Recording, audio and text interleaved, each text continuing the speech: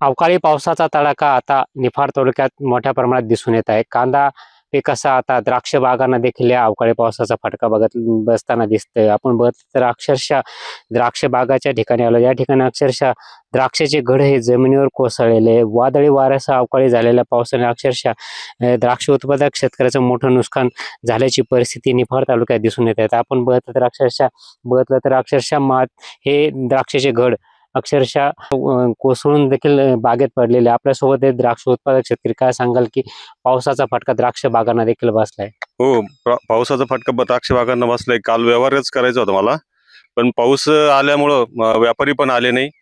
ही नुकसान एक तर बागा कमी आल्या मागच्या पावसाळ्यामुळं, आणि ह्या वर्षी बागा कमी येऊन त्या कशा वाचवल्या, त्याच्यात बी असे जर आसमानी जर फटके जर बसत असतील तर शेतकऱ्यांनी काय करायचे, हा मोठा प्रश्न आहे. एक तर कांद्याची परिस्थिती वातावरणाने अशी खराब केली, कांदे काढायच्या याच्यात आले, ते कांद्याची सुद्धा नुकसान झाली.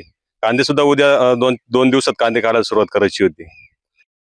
तर याचा काहीतरी आपल्याला लाभ मिळावा असं माझी विनंती आहे.